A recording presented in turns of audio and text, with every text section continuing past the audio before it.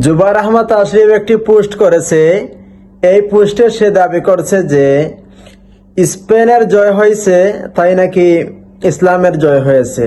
তাহলে জুবাইর আহমদ আশরাফের কাছে একটি প্রশ্ন, যদি স্পেন হারতো তাহলে কি ইসলামের কি পরাজয় হইতো? 2 নম্বর প্রশ্ন, স্পেন কি এবং কি করেছে, মুসলমানদের সাথে কি পরিমাণ গাদ্দারি করেছে তা জানার প্রয়োজন। স্পেনের মধ্যে 500 বছরের ভিতরে বাইরে কোনো আজান দেওয়ার আইন ছিল না, বন্ধ করে দেওয়া হয়েছে। মুসলমানেরা সেখানে কেস করলো, বহু মামলা করে 22 বছর মামলা করিয়া একটা ছোট্ট জায়গা পাইলো, তার পাশে আবার একটা বিশাল গির্জা। জানতে পারলাম ওইটা গির্জা না, ওটাও মুসলমানদের তৈরি করা মসজিদ ছিল, সেটা বানাইছে তারা গির্জা।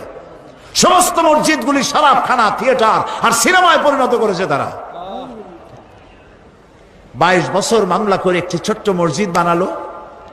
সৌদি আরবিয়া এবং ইউনাইটেড আরব আমিরাটস এদেরকে টাকা দিল, $4,50,00,000 দিয়ে এই মসজিদটা নির্মাণ হলো। মসজিদে নামাজ পড়তে লোক আসলো মাত্র 1.5 কাতার কি 2 কাতার। শুনলাম আজ আর স্পেনে মুসলমান নাই। প্রায় 5 কোটির মতো লোক বাস করে স্পেনে, সেখানে মুসলমানদের সংখ্যা 25,000-এর মতো, সব বহিরাগত, স্থানীয় মুসলমান কেউ নাই। আর 1 এপ্রিল যখন আসে তখন স্প্যানিশরা লম্বা লম্বা জামা গায়ে দিয়া, মুখে নকল দাড়ি রেখা, মাথায় টুপি আর রুমাল পরিয়া তারা সারা রাত মদ খায় আর নাচে। আজকের এই দিনে আমরা মুসলমানদেরকে তাড়াই দিতে পেরেছিলাম। প্রিয় ভাই সব, আজকে সেই মুসলমানদের যে বিরাট পতন হলো, সেই পতনের কারণ ছিল কোরআন শরীফের দাওয়াত দেওয়া থেকে, তাওহীদের দাওয়াত থেকে তারা নিজেদেরকে দূরে সরিয়ে ফেলেছিল।